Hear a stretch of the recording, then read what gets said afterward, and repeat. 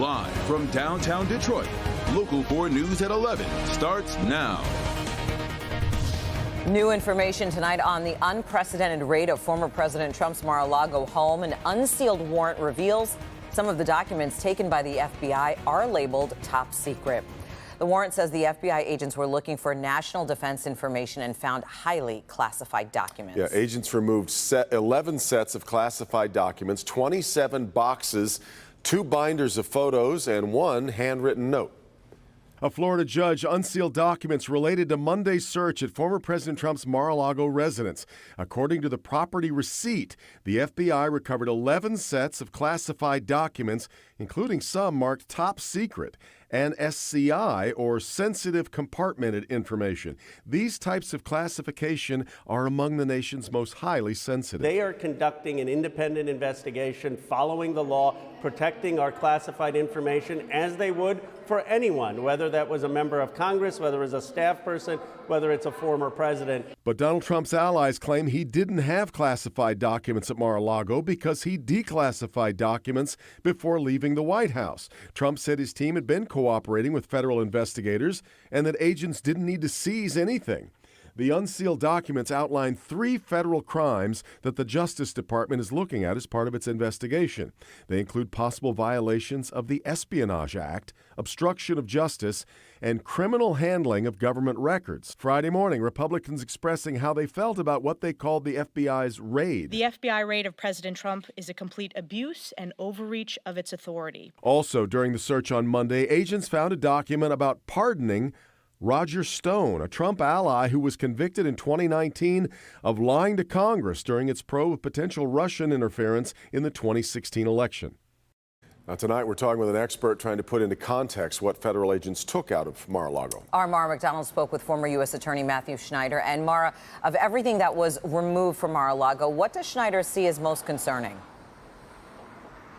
Sandra, first of all, let me say that Matthew Schneider was appointed to be the U.S. Attorney for the Eastern District of Michigan by President Trump. And when I asked him about what he sees when he looks at that FBI inventory list of the things that were taken, he says what draws his attention the most, the things labeled TS, Top Secret, SCI, which is essentially the highest level of security you can get. And he explains why that's an issue.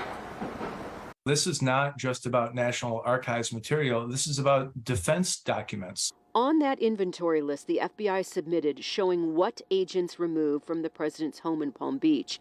You'll see that TS SCI designation frequently. I've seen TS SCI information many times, and I would never want that information anywhere other than a secured governmental facility. Schneider says from his days as the U.S. Attorney, making a move like this would have been done after all other avenues had been exhausted, and it sure wouldn't have been undertaken lightly. It seems to be a last resort. Anytime that you would execute a search warrant on a former president's house, first of all, you've got to make sure that you've got enough evidence to do that, and it's highly justified. I don't think anyone would ever take that step lightly, no matter whether it's a Republican or a Democrat. It's just such a severe step, and clearly the Justice Department felt that they had to take that step. Back here live. So tonight we've seen the search warrant unsealed, but what about the affidavit that those FBI agents had to swear to in order to get it? Schneider says don't be expecting to see that unsealed anytime soon, simply because that would contain their confidential informants that would unmask them. We're live downtown tonight. I'm Mara McDonald, Local 4. All right. Thank you, Mara. New tonight, the state health department says families can safely return to playing in the Huron River. Yeah, new testing shows most of a cancer-causing chemical released into the water was contained or broke down to a less toxic substance before it discharged into the river. The no-contact recommendation was put in place after the Tri-Bar manufacturing plant released thousands of pounds of hexavalent chromium into the sewer system. That was in late July. Testing, however, will continue. A cleaning contractor is now charged with murder for a deadly assault at the General Motors assembly plant in Orion Township.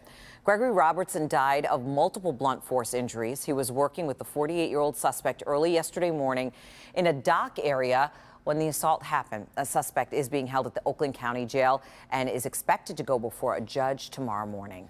New video shows the chaos as Detroit police officers dodge bullets through southwest Detroit. A story we brought you as breaking news last night at 11. State police helicopters were guiding the officers on the ground. They just took shots again. They're shooting again. They're shooting again. Officers tried to stop the truck for having the wrong plate when the people inside started shooting. That led to a chase through 3 different downriver communities. Police used pit maneuvers to try to get the truck to stop. They took 3 people into custody in the end, including a 14-year-old boy. The young man, this 14-year-old man that was driving in the second incident, was just arrested 2 days prior for a non-fatal shooting. And he was released on a very horrifically low bond. It was the second time, actually, that shots were fired at Detroit police last night. First incident occurred on Detroit's west side. 2 men in custody for that, though police are continuing to look for a third. A group of police officers and firefighters now being called heroes for saving the life of a 3-year-old girl who nearly drowned in a friend's pool. This week, those first responders were awarded during a township board meeting. Megan Woods live from Grosse Ile with their incredible story here. Megan, the first EMT to respond was actually off duty at the time. That's right. She was there at this house with her family when this all went down. It's really a phenomenal story. That 3-year-old girl is doing well, which is the good news, but we take you back to those critical moments that saved her life. Definitely one of those you never want to hear on the radio. Unresponsive child, CPR in progress, found in the pool. These Grosse Ile first responders got the call and raced to the home. But what they didn't know was one of their own was already there. EMT firefighter Cindy Simon. The right people at the right time, the right sequence of events, and the perfect outcome. At first, it was chaotic. Someone noticed their child was missing. One of the adults, a former lifeguard, spotted the 3-year-old at the bottom of the pool and without hesitation jumped in and pulled the girl out. I just remember in that moment saying, you can't panic, because I heard everybody else screaming, and having to tone that out or turn that off and just know that everything, all of my efforts, all of our efforts had to be directed toward her saving her life. Cindy, along with 2 friends with medical backgrounds, started CPR. She was blue when we pulled her out, and seeing the color come back from those compressions and the rescue breaths was just phenomenal. I've never seen anything like that. Her colleagues arrived and the little girl was taken to the hospital. This week, those heroic efforts are being celebrated. I couldn't be more proud of my firefighters and my police. They saved the day. A moment they will carry with them for the rest of their lives. The family came by a week or 2 ago. Me and Simon got to meet the family. You cried. Having seen her since the incident, seeing her run around and that it makes doing what we do worth it. And that family, of course, is incredibly grateful for all the heroic actions that took place that day, not just from first responders, but the people at their home. And the biggest takeaway from the fire department, they're saying to make sure you have a designated adult looking after children who are in the water, whether that's in a pool or in a lake. Live in Grosse Ile, I'm Megan Woods, Local 4. So important. All right, Megan. Tonight, a massive climate and health care bill is headed to the president's desk for his signature. The House approved the $430 billion Inflation Reduction Act by a 220 to 207 party line vote. It passed the Senate last week with Vice President Kamala Harris casting that tie-breaking vote. It tackles climate change, drug prices, and sets a minimum 15% tax for businesses making more than $1 billion a year. The package, much smaller than the previous Build Back Better bill. Governor Whitmer does not have to testify at a hearing on Michigan's abortion law next week. An Oakland County judge will hear arguments Wednesday about whether to continue suspending enforcement of the state's 1931 law that bans abortions. Prosecutors from Jackson and Kent counties want to question the governor about her lawsuit, but a judge said Whitmer is suing a group of county prosecutors in her role as governor, not as a private citizen. We reported this week that Attorney General Dana Nessel is seeking a special prosecutor to look into whether Matt DePerno acted criminally in his investigation into the 2020 election in Michigan. An extraordinary move because DePerno, of course, is running to unseat Nessel. DePerno's has been a loud voice in claims of a stolen election, and today I asked him if he'd been watching the January 6th hearings. No, I have not spent any time watching the January 6th hearing. Do you not feel party to part of the fuel that fed what happened at the Capitol on January 6th? wasn't at the Capitol on January 6th. But your narrative on what you saw was clearly what drove a lot of the anger that we watched that day.